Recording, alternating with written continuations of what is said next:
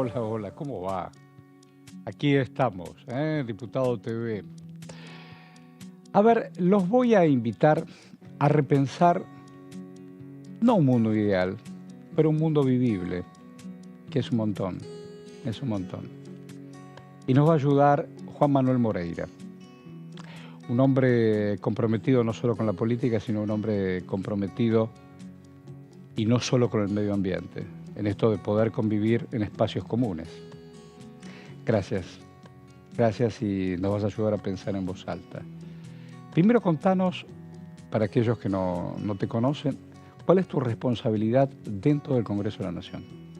Bueno, en principio, gracias Horacio Gracias, por favor, la a vos, invitación. a vos. Hoy la responsabilidad que uno tiene circunstancial es el de ser director general de Ambiente y Desarrollo Sostenible de la Honorable Cámara de Diputados de la Nación, un área que fue creada el año pasado durante la gestión de, en aquel entonces, el presidente Sergio Massa, con la finalidad de fortalecer la agenda ambiental dentro del Parlamento, Claro. no solo en lo legislativo, que había tenido un recorrido importante en aquellos años, sino también bajo un concepto que en ese momento Sergio estableció, que era la idea de la construcción del Parlamento del siglo XXI, donde claramente los dos grandes temas eran innovación y ambiente, y donde bajo el concepto de un Parlamento abierto, participativo y que legisle con el ejemplo, toda esa normativa ambiental que la Cámara sancionaba, la idea era fortalecerlo y trabajarlo dentro también de la institución. Ah, mira qué interesante. Claro, no hay mundos ajenos, ni más lejos ni más cerca. Uno puede decir, qué sé yo, en medio vos nos estás viendo en todo el país. Bueno, yo vivo en la montaña y estoy lejos del mar. A mí qué me importa lo que ¿Cómo que no te importa? Bueno, pero si en tu montaña un día... No, yo no voy a la montaña. No, pero no te estoy hablando de que hagas actividad de montaña. En este planeta donde todo lo que respiramos y todo donde nos movemos, y voy de más a menos, y en este espacio maravilloso. Reitero, vos nos estás viendo en diferentes espacios y ciudades de la Argentina. El Congreso tiene el Palacio, y ahora desde donde estamos transmitiendo, tiene su anexo, que es un edificio muy moderno, pero donde convivimos muchos y muchas.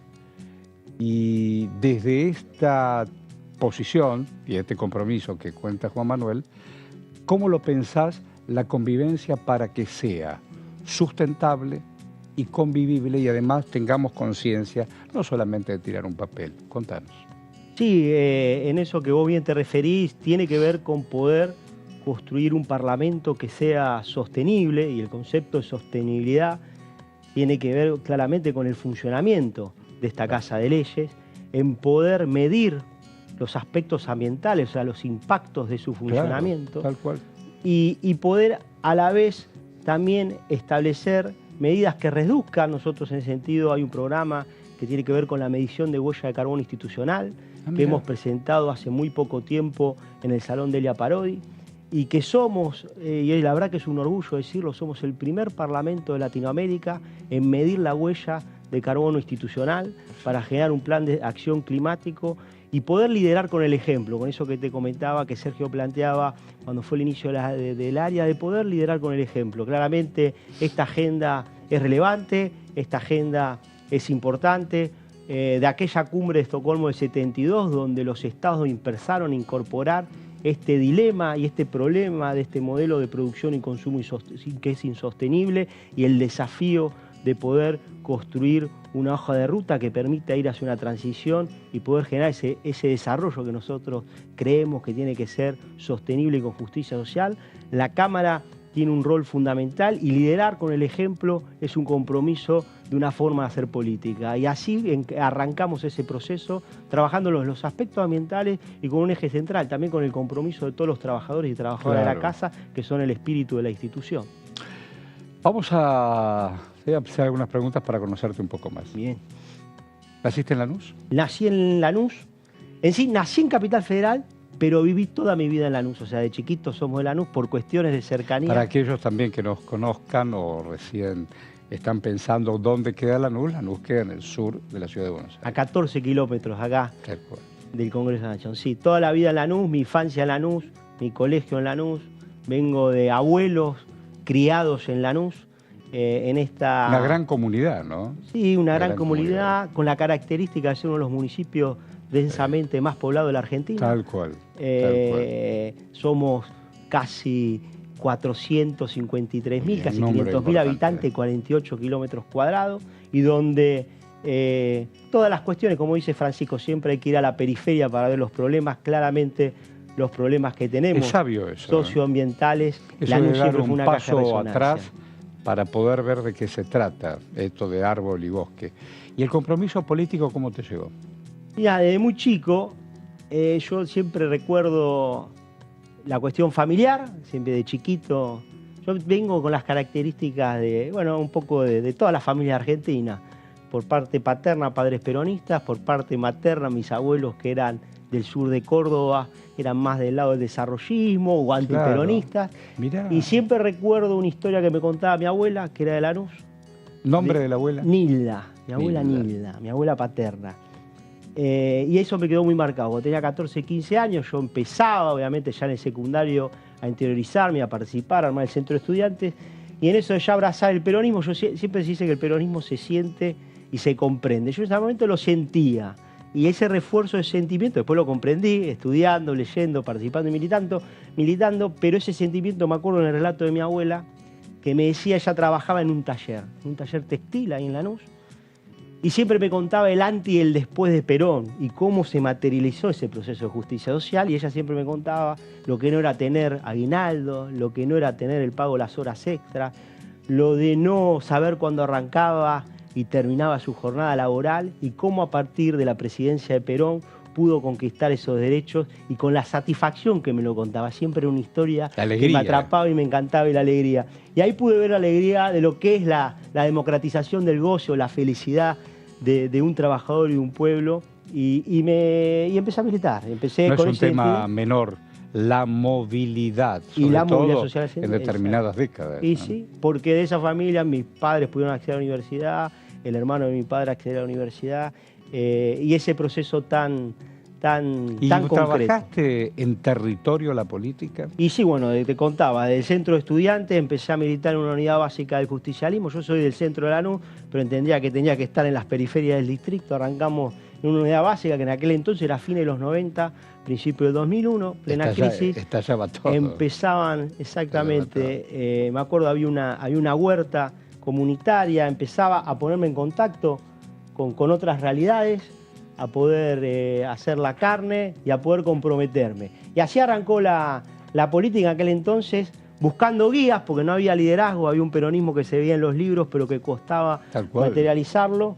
Y bueno, y así después, a partir del 2003, arrancó esta historia con una militancia más activa, de formación. ¿Y a quién conociste que uno pueda asociar?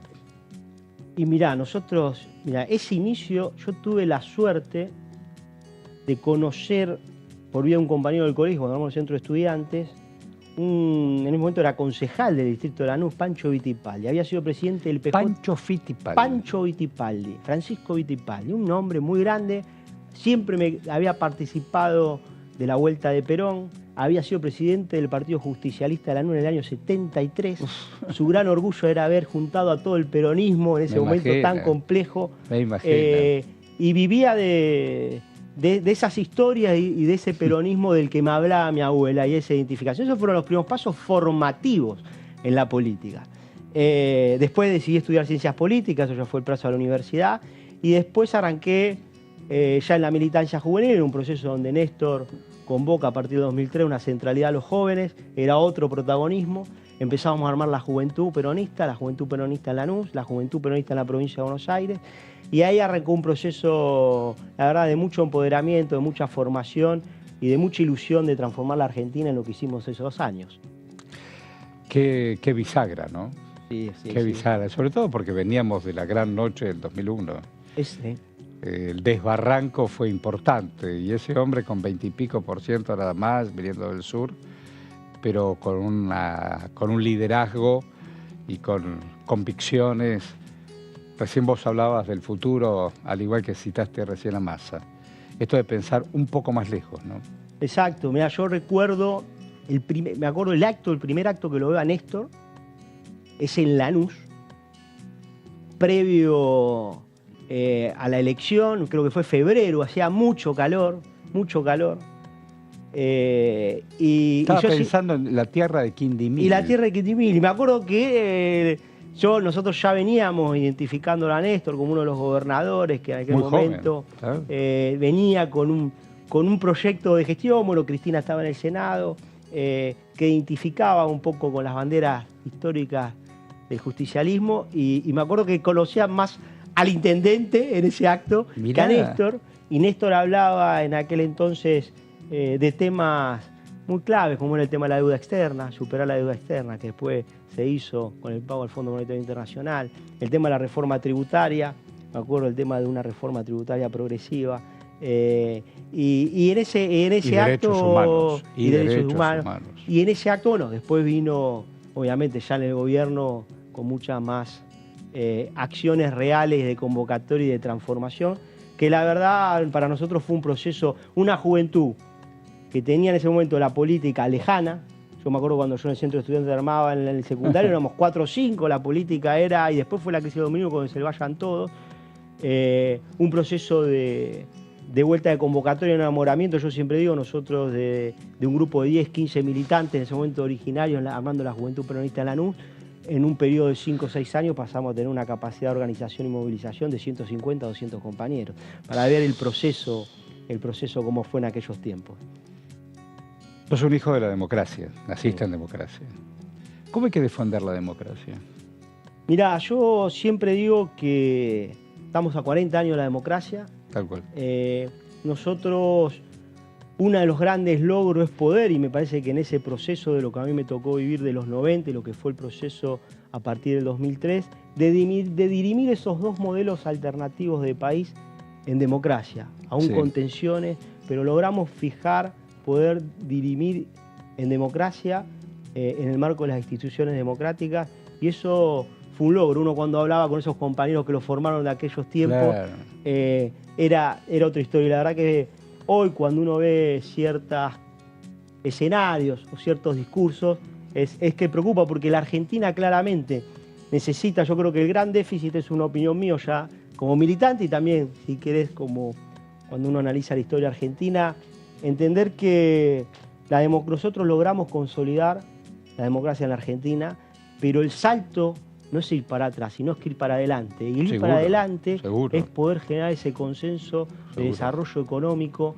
para poder generar una hoja de ruta que genere felicidad a todo el pueblo. Ahora, volviendo a tu actividad dentro del Parlamento, que la democracia pueda ser sustentable. Estaba pensando en eso. Y bueno, pero mira, en esto que te contaba, Horacio, si nosotros el desafío de la democracia era poder generar un consenso para la matriz de desarrollo económico, claro, y un desarrollo que sea con justicia social, lo ambiental hoy es central. Ya no es solo la consenso de la matriz de desarrollo, sino una matriz de desarrollo que sea sostenible, porque la verdad hoy no va a haber justicia social si no hay justicia ambiental. Digo, esa consigna que es muy clara y que claramente es un tema central para pensar las políticas de desarrollo, de producción, de consumo, de cultura también, porque digo, como dice Francisco, tiene que ver este problema, resolver este problema también tiene que ver con un cambio cultural. La verdad que es un desafío que tenemos y que tiene la democracia para adelante muy importante. Diferentes momentos, sobre todo en esta Argentina que uno sueña con recursos importantes.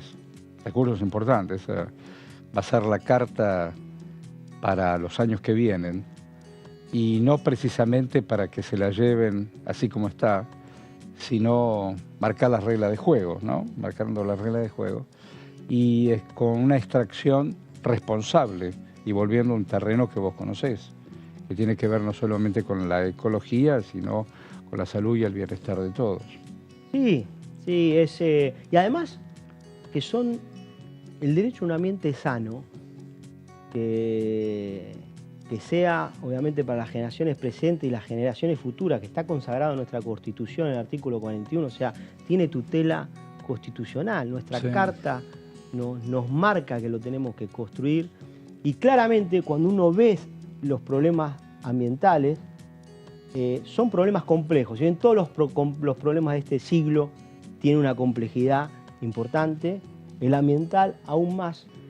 Por eso la democracia es tan relevante y por eso no es casualidad que los que no tienen interés o no manifiestan cierta valorización del sistema democrático sean a la vez los que niegan el cambio climático. De eso no me cabe duda. Porque para poder encarar este proceso tan relevante, poner en juego las diferentes racionalidades de los actores, los intereses, claramente es el diálogo democrático y son las instituciones democráticas fundamentales para generar esa síntesis superadora que nos permitan poder generar este cambio que tiene que ver con modelo de producción y consumo sostenible.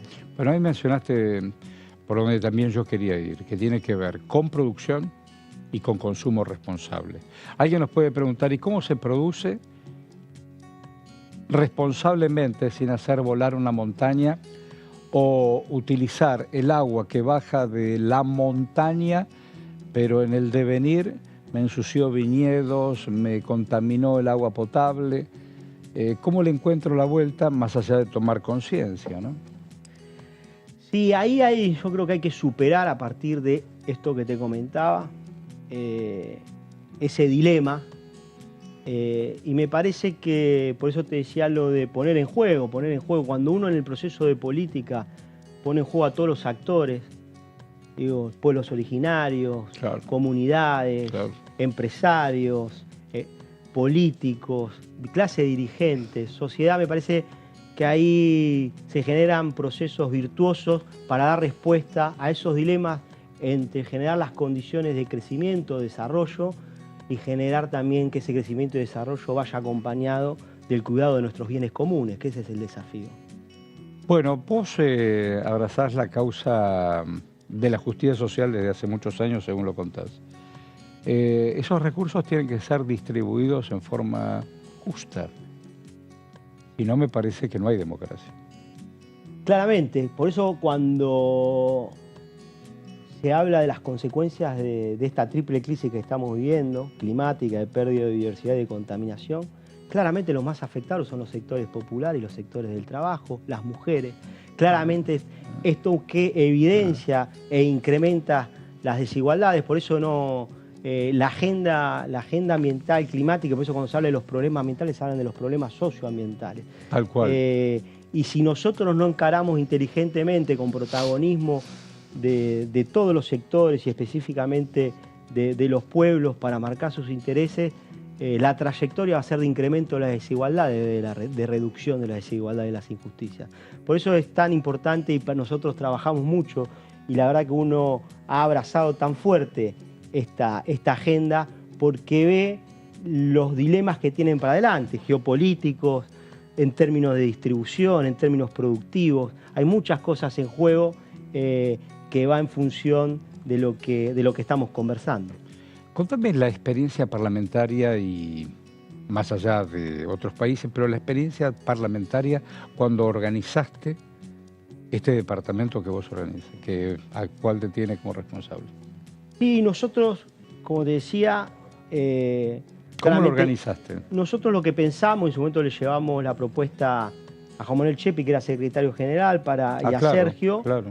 Y después a Cecilia y a Franco, claro. Porque en el medio nos tocó el traspaso de Sergio asumiendo como ministro de Economía, de Juan Manuel yendo para allá, y la verdad que ahí Cecilia y Franco nos invitaron a redoblar los esfuerzos, tomaron y nos dijeron profundicen en la idea de esto de generar 4 líneas de trabajo muy claras. A ver, explícanos. Por un lado, retomar algo que se había desarrollado en la Cámara anteriormente y que se había descontinuado, que era el tema de trabajar esta Agenda 2030 de Desarrollo Sostenible de las Naciones Unidas, a través de la elaboración de un informe para ver cómo la legislación sancionada por el Congreso Nacional tenía una correlación con los 17 objetivos. Ahora lo entiendo. Y las 169 metas. Ahora lo entiendo. Y además, porque sobre esa agenda el Poder Ejecutivo prioriza metas que después presente un informe voluntario a Naciones Unidas, y nosotros lo que queríamos también visualizar era cuál era el aporte del Poder Legislativo a esas metas comprometidas por el Poder Ejecutivo. Muy bien. para que presente Naciones Unidas. ¿Y lo presentó el presidente? Nosotros presentamos el informe, Sí. el primer informe con la legislación sancionada 2022, que es el que te dejé ahí, y ahora sí, a fin de año vamos a estar presentando el informe final, que va a ser el periodo 2019-2023, y que se lo queremos llevar al Poder Ejecutivo para que lo tenga como insumo para la elaboración del próximo informe en el año 2024. Ahí lo vamos a mostrar. Ahí está. Pero lo voy a subir. Ahí está. Ahí está. Porque tenemos el zócalo. Lo voy a bajar. Ahí está. Perfecto. ¿Y este informe qué es? En este informe, como te decía, lo que mostramos es las leyes sancionadas, por un lado la correlación con la agenda a nivel general y después en particular con la agenda, con las metas priorizadas por el Estado argentino. La verdad que cuando hicimos el informe, que tuvo una presentación que yo siempre pongo en valor porque estuvieron la diputada Graciela Camaño, la diputada Florencia Lamprade. ¿Cómo sabe Camaño de ecología? Sí, y la verdad que... ¿Cómo defiende a los mares, nuestro océano? Y con total honestidad y reconocimiento, fue una diputada que nos acompañó del primer día. Y sí. Y nos fortaleció. Y nunca te preguntó para dónde y cómo. Con total generosidad, con un compromiso por esta agenda y por el fortalecimiento de esta agenda del Parlamento. Muy bien. El otro eje, estás viendo, tenía que ver con lo que nosotros denominamos Parlamento Sostenible, y que básicamente lo que consistimos ahí fue en medir la huella de carbono institucional, entendiendo de que este Parlamento había ratificado el Acuerdo de París, había sancionado una ley de cambio climático, y en este concepto de legislar por el ejemplo, teníamos que medir nuestra huella de carbono institucional. ¿Y qué es eso? Contame qué es eso. Mira, la medición de huella... Estábamos hablando con producción, ¿qué significa eso? Mira, medir la huella de carbono institucional es medir los impactos ambientales, o sea, el impacto de la Cámara y del Parlamento en su funcionamiento respecto a las emisiones de dióxido de carbono que genera. Y a partir de esa medición, de esa línea base, poder generar un plan de acción climática que vaya vía mitigación y vía compensación en una hoja de ruta de trabajo a lo que se denomina carbono neutralidad. ¿Qué quiere decir? Que las actividades que desarrollamos sean cero emisiones. ¿Y si lo lograste? Nosotros hoy lo que hicimos fue el primer paso que está en ese informe, que fue medir esa línea base, poder medir esa línea base con diferentes indicadores. Ya entendí. Ahora ya la estamos verificando por IRAN, porque hay una normativa 14.064, es un protocolo estandarizado para medir. Claro, tiene que ver con gases refrigerantes, con resumen de emisiones. Claro. Exacto, combustible, consumo de energía, consumo de agua, claro. Diferentes indicadores. ¿Cuánta gente trabaja entre el Palacio y el anexo? Mirá, nosotros lo que tenemos está ahí en el informe, si no recuerdo mal, estamos ahí en 4.000, 5.000 trabajadores de la Cámara. Y donde creo cada uno desde su más absoluta responsabilidad, entiendo que hace lo posible y más. Exacto, y la idea es no solo eso, si bien, a ver, es heterogéneo porque hay diferentes funciones en la Cámara, sabemos cómo es el Palacio. Naturalmente. La idea es también, y el programa lo contempla, la capacitación. ¿Y ustedes lo hacen eso? La capacitación, exacto. Mira. Tenemos una capacitación en términos que le hicimos ya la primera con el cuerpo delegado, lo estamos haciendo junto al gremio, junto a APL, la capacitación para poder mejorar también en el ámbito de trabajo el tema del uso responsable de los recursos en términos de poder mejorar y generar impacto en estos indicadores que estamos trabajando. Tal cual. No estaba pensando en esto de garantizar la promoción de dónde quieren ir y en equidad, por supuesto que acá hay sobrados ejemplos de equidad social y laboral, ¿no es cierto? Para todos o para todos, qué sé yo. Y de qué manera la implementación de algunas leyes que ha propiciado el Congreso también ustedes se suman, que es un poco eso también. Exacto, y la idea de lo que te comentaba también al principio, de esta agenda importante, el Parlamento tenga un protagonismo en la sanción, que lo ha tenido en estos 40 de democracia. El Congreso ha sancionado leyes muy importantes, con todo lo que falta, ley de humedales, ley de responsabilidad extendida del productor, pero ha sancionado leyes relevantes, como la ratificación del Acuerdo de Escazú en este último tiempo, la ley de manejo del fuego, la creación y ampliación de los parques nacionales para el cuidado de nuestra biodiversidad.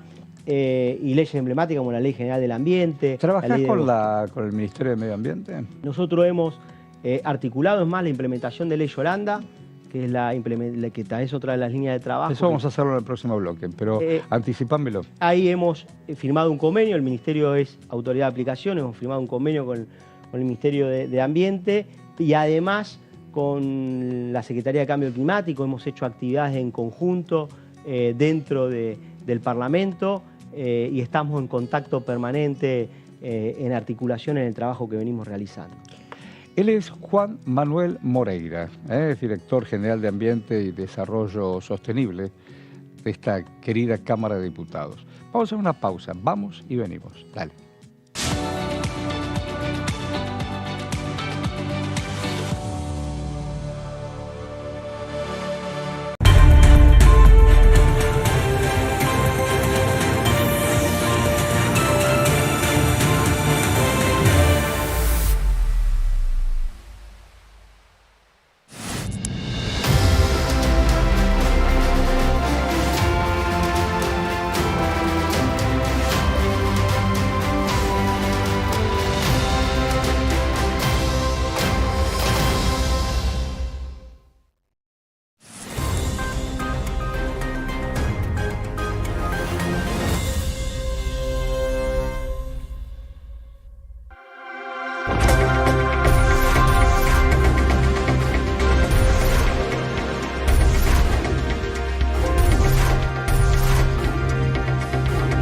Ellos son tu voz en la primera edición.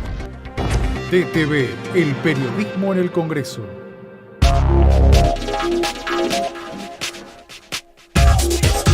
DTV es información, es diálogo, es análisis. DTV es federalismo, libertad de expresión, pluralidad de voces. DTV es todo lo que un país en democracia tiene que ser.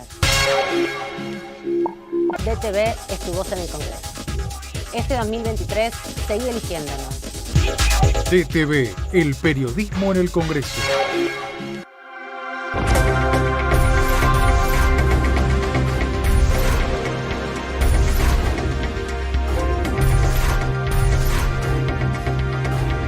Ellos son tu voz en la segunda edición.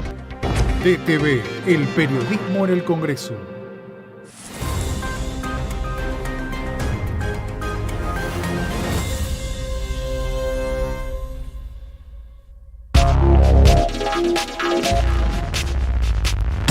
DTV es diálogo, análisis, información.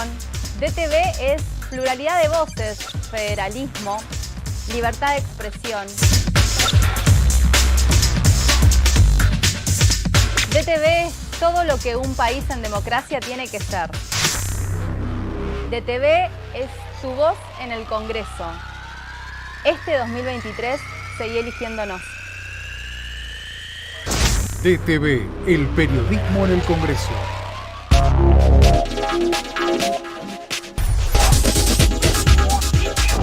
Mundo Villa, martes, 23 horas.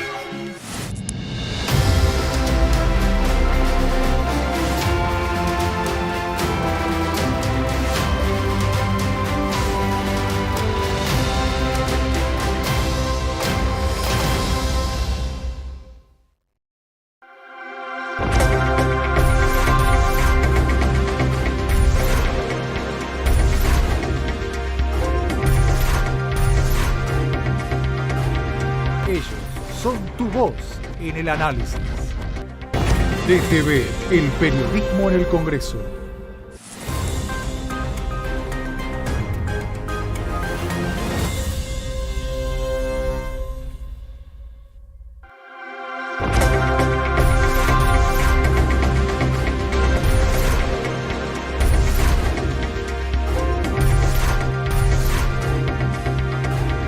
Ellos son tu voz en la tercera edición.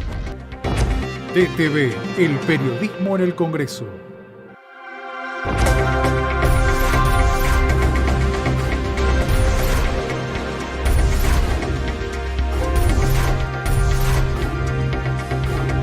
Ellos son tu voz en la primera edición.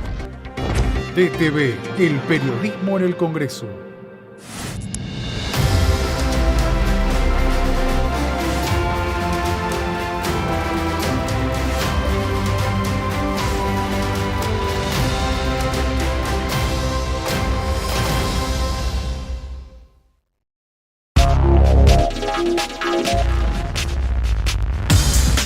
DTV es diálogo, análisis, información.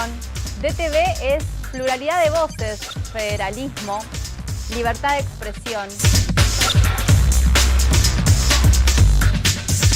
DTV es todo lo que un país en democracia tiene que ser. DTV es tu voz en el Congreso. Este 2023 seguí eligiéndonos. DTV, el periodismo en el Congreso.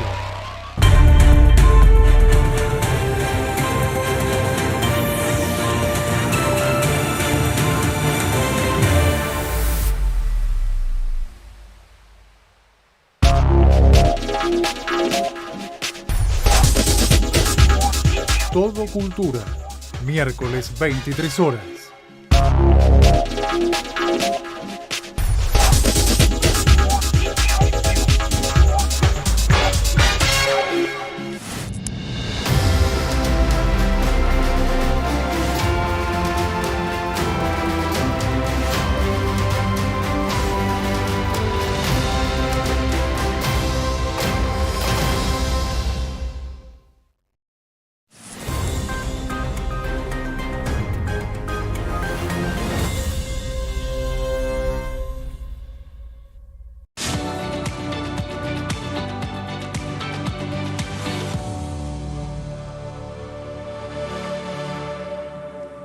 Y aquí estamos, que estamos con don Juan Manuel Moreira, un hombre de Lanús, pero un hombre de esta casa. El hombre está a cargo de Dirección General de Ambiente y Desarrollo Sostenible. No es poco poder convivir con reglas claras, sobre todo en esto de educarnos, que el mundo, como decíamos al comienzo, no es tan ajeno, no es tan ajeno, ¿no? No es tan ajeno. No, me quedé pensando en esto que me decías en el bloque anterior, si vos recién nos encontraste. ¿Cómo miden? ¿Qué es lo que están midiendo para saber cómo está nuestro aire y qué huella se deja aquí dentro? Mira, ahí lo que medimos en primer lugar, se denominan alcances en función del protocolo estandarizado para medición de huella. Medimos diferentes indicadores que van, sobre todo los más relevantes, que tienen que ver, por ejemplo, con lo que te decía, consumo de energía, consumo de gas. Consumo de agua. Consumo de agua, la cuestión de los viajes, en términos de viajes aéreos.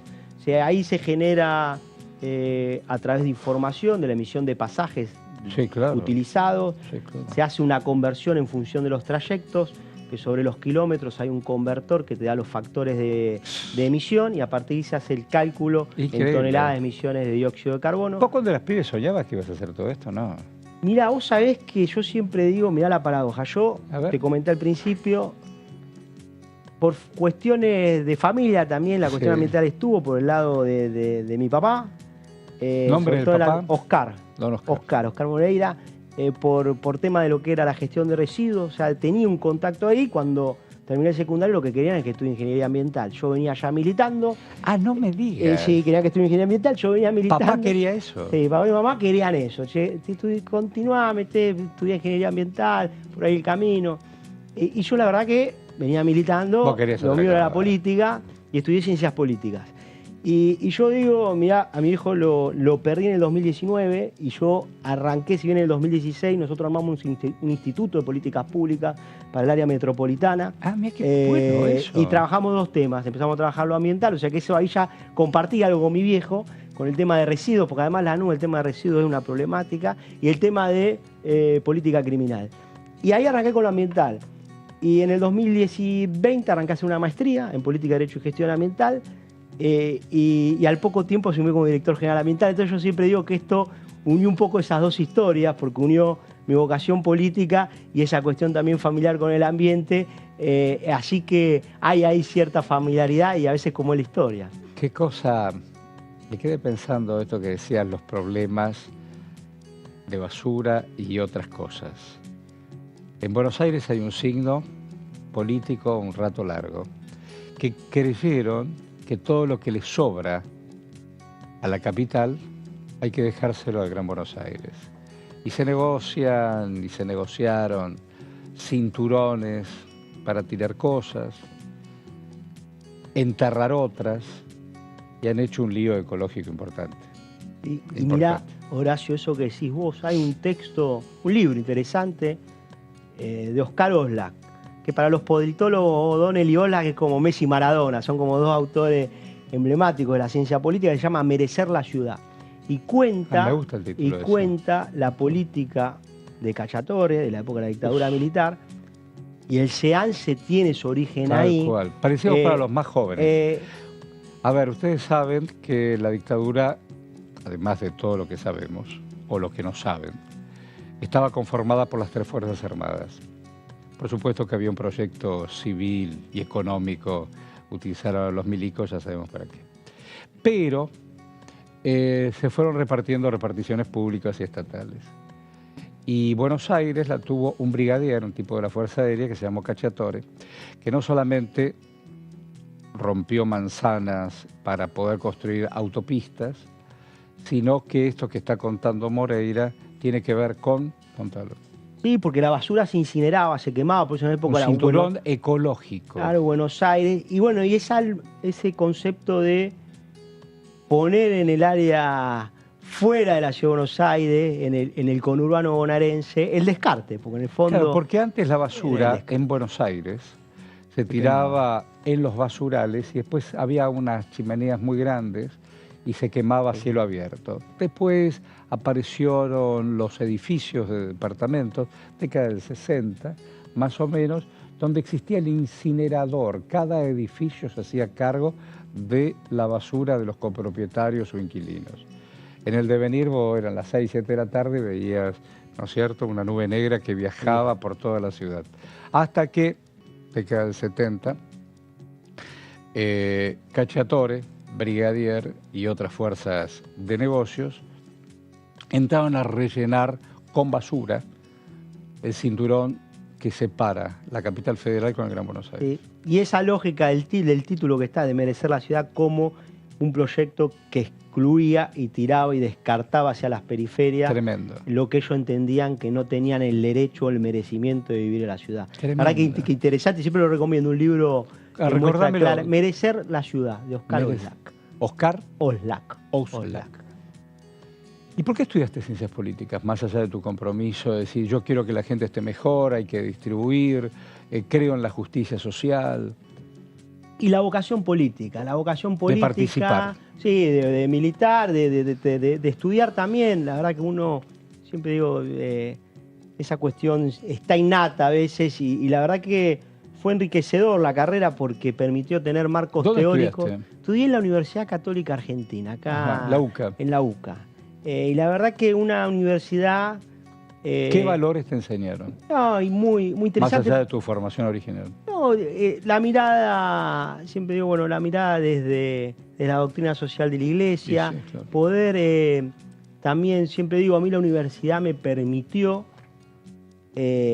poder poner este diálogo con actores que capaz no piensan como uno, pero el ámbito académico permita capaz esa reflexión o ese ámbito de reflexión. Y la verdad que encontrar compañeros y compañeras que capaz no piensan como uno, pero que tienen el mismo interés de que a la Argentina le vaya bien y ese cuidado por lo humano. Entonces siempre me demostró que a veces aún, claramente se defienden intereses, claramente, pero cuando hay buena madera, cuando hay empatía por lo humano, se pueden generar conclusiones interesantes. ¿Cuándo lo conociste a Massa? Y nosotros en el 2018... Hace un rato. Mira, yo en el 2000, sí, después cuando... ¿Cuántos años tenés vos? Tengo 41. Sos un pibe. 41. Después del proceso del 2015, yo venía con un rol más volcado a la construcción y al armado político en la provincia de Buenos Aires.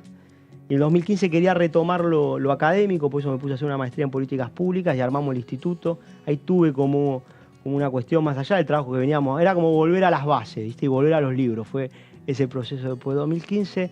Y en el 2018... cuando un grupo de compañeros que estaban en la legislatura bonaerense, yo estaba muy metido en el instituto, terminando la maestría,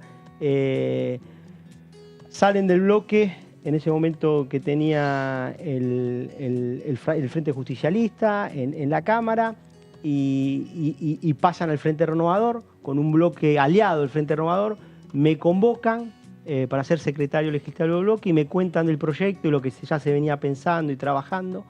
¿Y te interesó? Sí, y ahí me interesó, era un poco volver más activo a la política, pero también de un perfil que volcaba lo que había hecho en el último tiempo. Y la verdad que fue interesante porque además ya en ese momento entendíamos que el peronismo iba, si bien faltaba ese camino a recorrer de síntesis, pero tenía que ir hacia la unidad para poder construir una alternativa a lo que eran las políticas del macrismo en aquel entonces. Así que ahí tuvimos ese ingreso con la verdad, con una apertura y con el encuentro de un espacio que nos recibió muy bien y que enseguida pudimos empezar también a acompañar, a participar y que después se dio todo este proceso que a día de hoy llega a la candidatura de Sergio. ¿Cómo entendés ese futuro que está más cerca de lo que uno cree? Sobre todo en el ambiente y en el desarrollo sostenible. ¿Cómo lo imaginas? Digo, desde nuestro país. Mira, yo creo está todo por discutirse y por hacerse. Y hay dos trayectorias ahí muy claras. A ver. La trayectoria del negacionismo, la trayectoria... Negacionismo. El negacionismo. Cuando hay actores que niegan el cambio climático, el otro día lo hablábamos, no es una negación por desconocimiento. He escuchado en los últimos días quienes quieren hasta privatizar el océano. Sí. Privatizar los queridos seres vivos que están debajo del océano, desde ballenas hasta el animalito más chiquito. ¿Qué está pasando? Digo, algo pasó. Y bueno, hay marcos conceptuales, mirá, siempre está esta marcos conceptuales. O sea, un antropocentrismo extremo, donde se ve a la naturaleza y al prójimo, al ser humano, solamente como un instrumento de dominio, claramente van a posturas en ese sentido. Mirá. Y cuando se piensa en la naturaleza... Qué bueno que nos ayudes a pensar desde ese lado, está bien. Sí. No es, o sea, no es casualidad que el negacionismo, que el abrazar la dictadura militar, que estar en contra de una palabra tan importante que está tan arraigada en el pueblo argentino como es la justicia social. El amor, el Vaticano, qué sé yo. Esté todo unificado. Porque, esta es mi opinión, yo entiendo que, por eso te decía, no es desconocimiento respecto a lo que dice la ciencia, y hay evidencia ya no solo científica, todos los días vemos las consecuencias del cambio climático. Sí, claro. Tiene que ver con que se defiende un interés de un modelo que es insostenible, que es egoísta, que busca la dominación de la naturaleza, que busca la dominación del humano. Por eso ahí hay una trayectoria. Y la otra trayectoria es claramente un cambio cultural, donde tiene como eje central la participación de todos los actores para poder generar un modelo de desarrollo sostenible, un modelo de desarrollo que sea sostenible y que esa sostenibilidad está en las tres dimensiones, la económica, la del cuidado de la naturaleza y la social. No puede haber un modelo de desarrollo que sea sostenible ecológicamente si no tiene justicia social, porque donde no están todos adentro es muy imposible construir el cuidado y el desarrollo de nuestra casa común sin daño. Contame logros dentro de la Cámara de Diputados a partir de estos estudios que has hecho desde la Dirección de Ambiente y Desarrollo. Mirá, los logros que tenemos en este año y medio, en principio en lo que fue la implementación de la Ley Yolanda. Explicarle a aquellos que no tienen la menor idea qué es la Ley Yolanda. La Ley Yolanda se sancionó el 17 de noviembre de 2020, es una ley que plantea la capacitación y sensibilización en materia ambiental y de cambio climático de manera obligatoria para todos los funcionarios públicos. ¿Por qué lleva el nombre Yolanda? El nombre de Yolanda Ortiz lo lleva por quien fue la primer secretaria de Recursos Naturales de la Argentina en el año 73. En el año 1973, en el tercer gobierno de Perón. Claro. Y yo siempre digo, esto la verdad que es un orgullo para los que venimos del peronismo, porque el tema ambiental se incorpora a las agendas de los estados a partir de esa famosa cumbre de Estocolmo 72, de 1972 en Estocolmo, donde había informes previos, por ejemplo, lo que se denominó el informe del Club de Roma, que marcaba a un grupo de científicos claramente la insostenibilidad de ese modelo industrial, de lo que había generado la etapa industrial en el planeta Tierra. Hace 51 años atrás. Exactamente.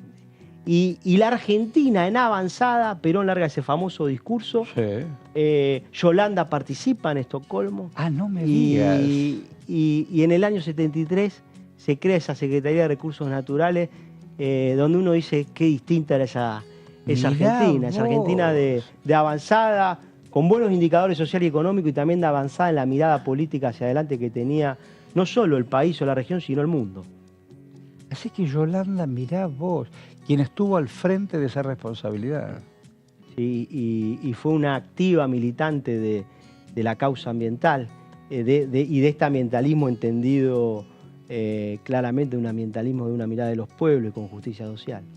Estaba pensando, ¿trabajás con el Ministerio de Medio Ambiente? Te dije, sí, nosotros trabajamos, articulamos. Mirá, en la capacitación nosotros hicimos en Yolanda, la primera hicimos un encuentro de sensibilización, una jornada de sensibilización con los diputados y diputadas, que estuvo el doctor Caferata, el doctor Pigretti, la doctora Leila Devia, y participó el viceministro de Medio Ambiente en aquel entonces de la capacitación. Ese fue el inicio de la actividad.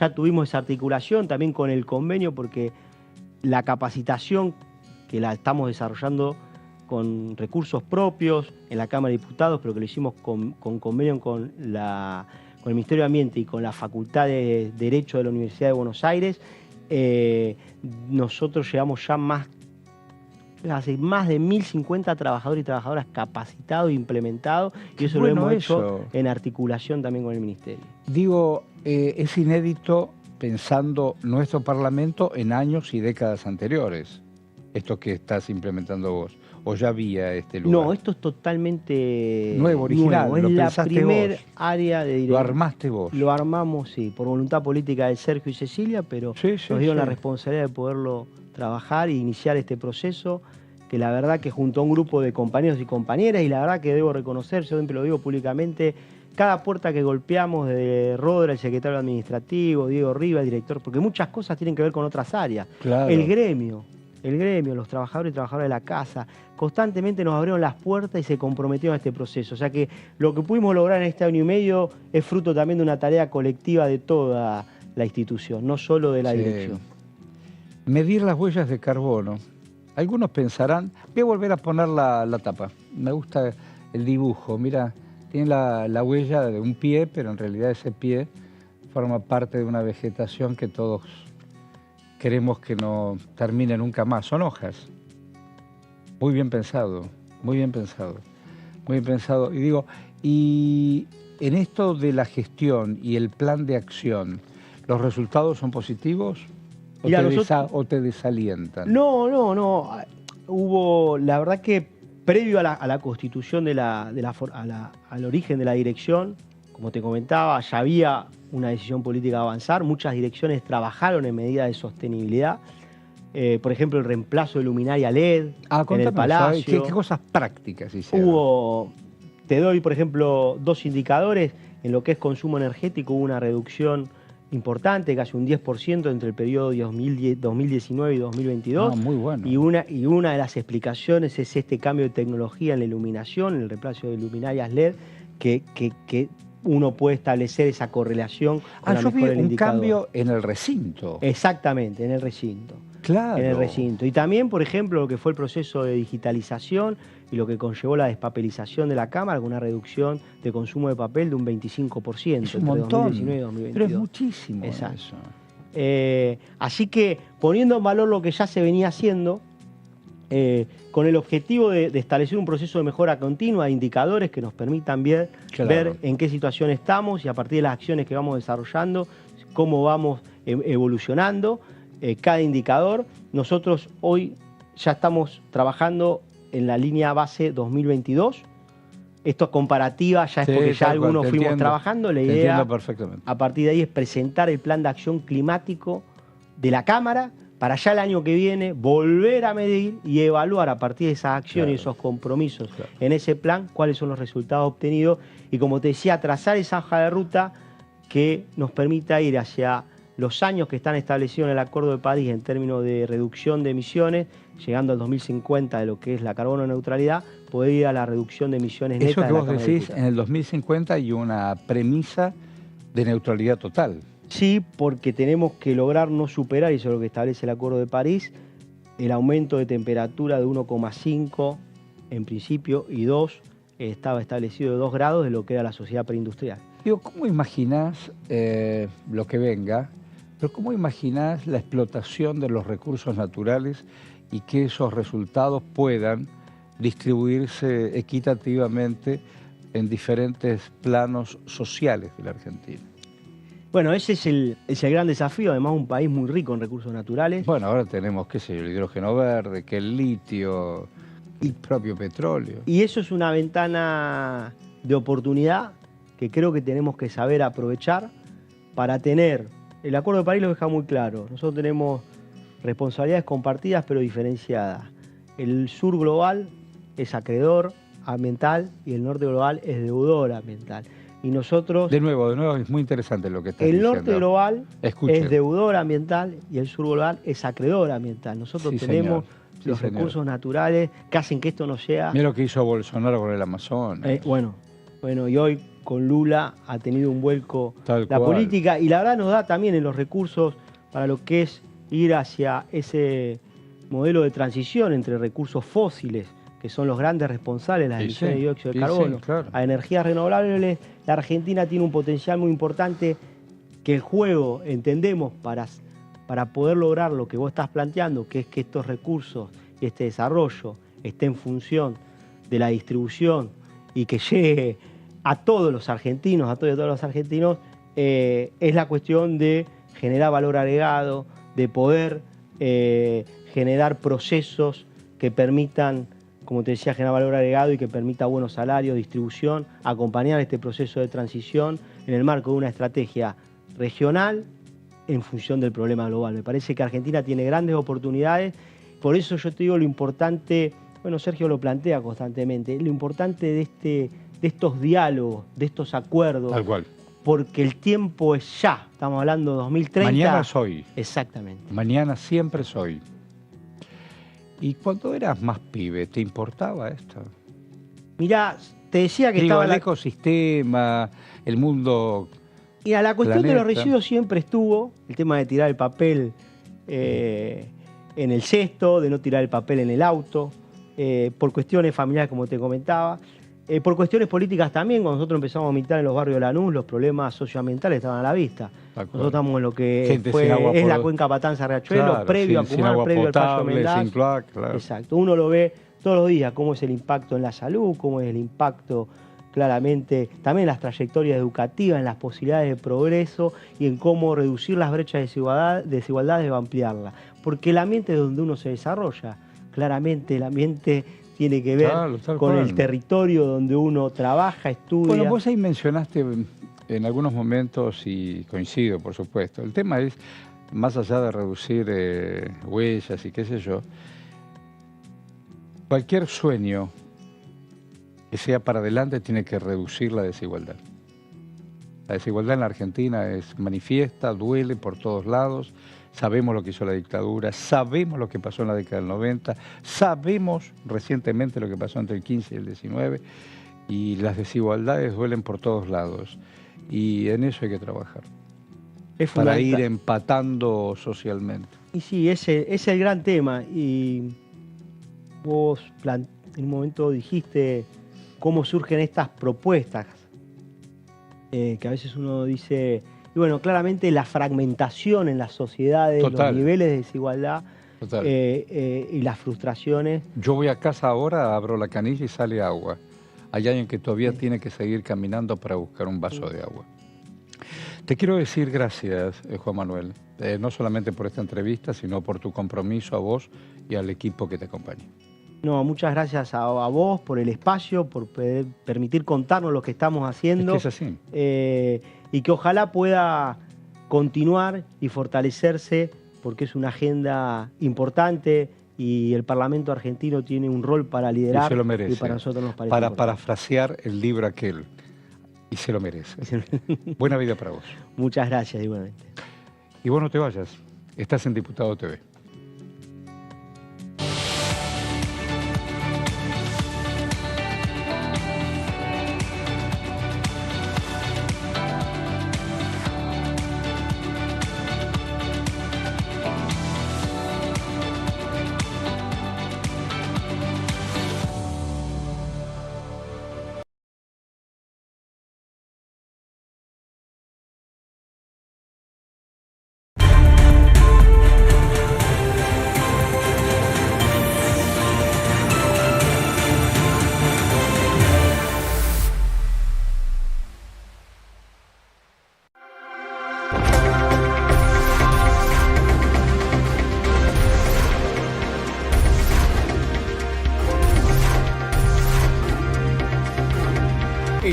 son tu voz en la primera edición.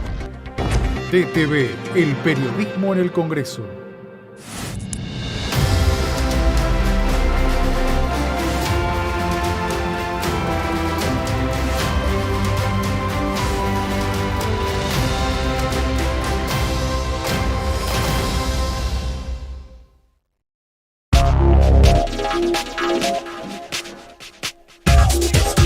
DTV es información.